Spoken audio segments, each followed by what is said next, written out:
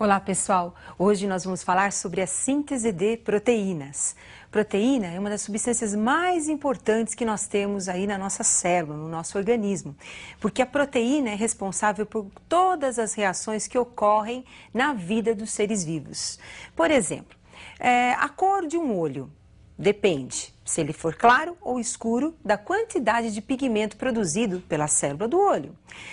Esse pigmento produzido depende da proteína, que é uma enzima que vai ativar a produção desse pigmento.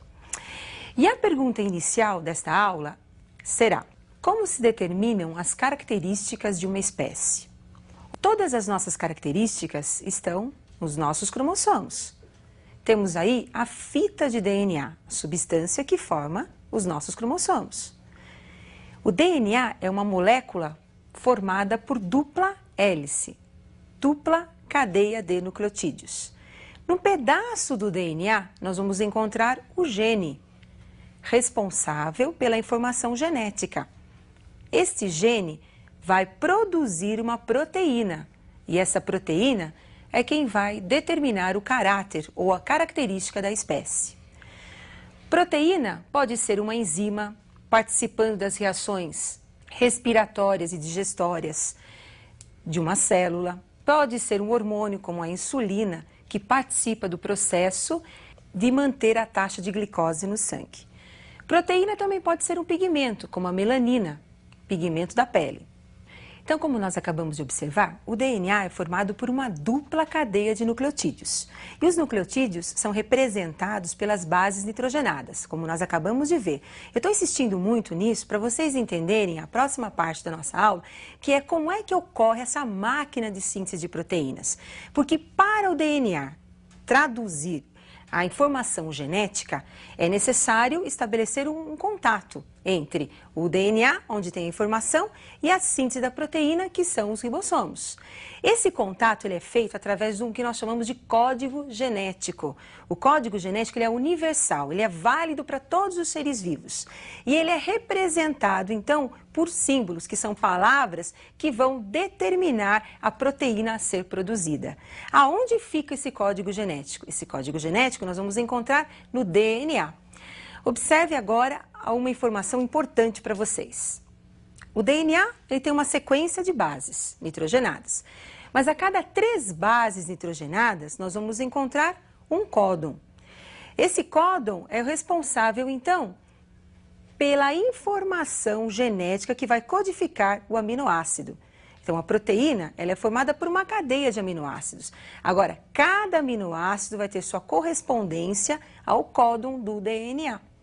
Então, é o DNA que formam palavras, e essas palavras que são os códons é que vão ser traduzidas nos ribossomos e lá nós vamos encontrar a síntese da nossa proteína.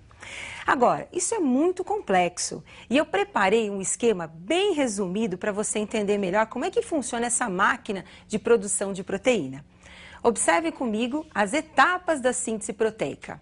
Primeira parte, está lá, o nosso DNA no núcleo da célula, onde tem a informação genética. Essa informação está contida na sequência das bases nitrogenadas. O DNA forma uma fita através de um processo conhecido como transcrição. Então, do DNA, nós vamos formar o RNA mensageiro. O nome já está dizendo, mensageiro, porque está carregando a informação do DNA. Este RNA mensageiro, ele sai do núcleo através dos poros da membrana nuclear e vai para a carioteca. Aliás, vai para o citoplasma. No citoplasma, o RNA mensageiro se liga ao ribossomo. Vocês estão observando os aminoácidos na tela? Esses aminoácidos entraram na célula após a digestão.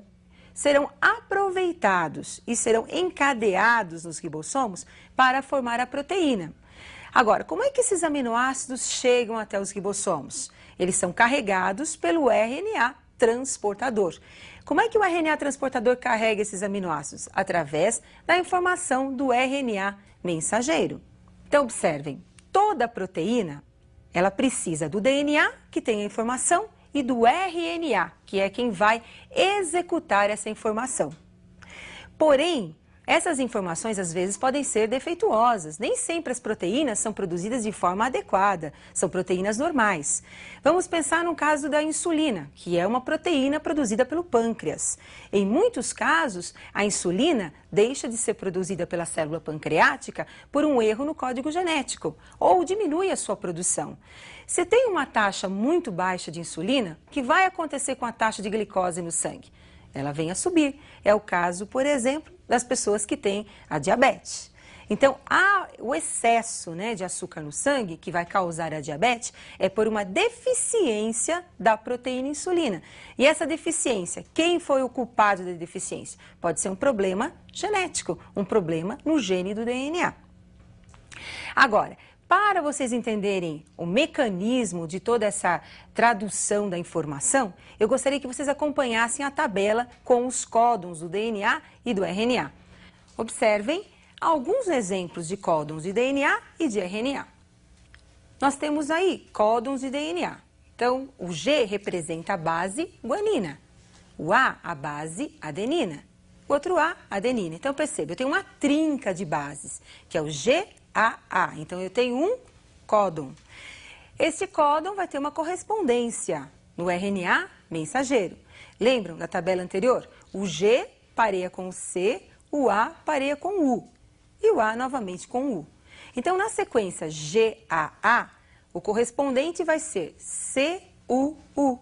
E o aminoácido correspondente ao códon é o aminoácido leucina. Observem um outro exemplo, CGG, DNA. O códon do RNA mensageiro, GCC. E o aminoácido que vai ser transportado é a alanina. Códon do DNA, CAT, mensageiro, GUA. E o aminoácido que vai ser transportado é a valina. Percebam por essa tabela que eu tenho aí uma sequência de 3 aminoácidos. Então, eu vou ter 3 códons. Para 3 aminoácidos, para 3 códons, eu vou precisar de 9 bases nitrogenadas. Então, como acabamos de verificar, toda proteína ela tem a informação no DNA. Só que o DNA não pode sair do núcleo, ele tem que ficar no cromossomo. Então, o que ele faz? Ele replica essa informação através de outras células e também transcreve essa informação para o RNA mensageiro. Então, temos aí a participação do RNA mensageiro carregando a informação do DNA. O RNA mensageiro sai do núcleo, vai para o citoplasma, atravessando os poros da membrana nuclear e chega no ribossomo. Lá no ribossomo ele se liga e daí nós vamos ter a organização dos aminoácidos. Quem é o responsável pela organização dos aminoácidos? É o RNA mensageiro que tem a informação e o RNA transportador que carrega os aminoácidos até os ribossomos. Daí nós vamos ter a proteína formada. Mas nós temos proteínas com 50 aminoácidos, nós temos proteínas com 400 aminoácidos, enfim, temos aí vários tamanhos de proteína. Essas cadeias de aminoácidos, na verdade, ela é formada por repetições de aminoácidos, porque existem na natureza 20 aminoácidos. Se a cadeia tem 300, é porque entre eles existem repetições dos aminoácidos. Mas quem é que é responsável por essa sequência dos aminoácidos? É o DNA. Por isso, entre muitas proteínas, entre as diversas proteínas que nós temos nos seres vivos, a formação dessas proteínas é que é a característica de cada espécie, que é a característica de cada ser vivo. E essas diversas proteínas é que ajudam no funcionamento da célula, como enzimas, como hormônios, como nós vimos no início da aula. E este é um lembrete precioso. Você não pode esquecer. A diversidade que nós temos de proteínas é devido ao material genético de cada ser vivo. Você decifrar a informação da proteína ajuda muito a você tentar descobrir muitas doenças, as causas de muitas doenças, corrigi-las através do gene. Quando você localiza o gene, você localiza também a produção daquela proteína defeituosa. Por exemplo, observe um caso que pode aparecer na espécie humana. Olha aí, uma pessoa albina. O albinismo é quando você tem uma ausência da produção da proteína melanina. A pigmentação da pele, ela varia com a produção da melanina. O albino não tem a melanina, não tem a produção desse pigmento. Por quê? Porque é uma característica genética da espécie. Bom, com isso eu finalizo essa aula importante e espero que você possa aprofundar um pouquinho mais esse assunto, que ele é muito importante. E eu aguardo vocês para a nossa próxima aula.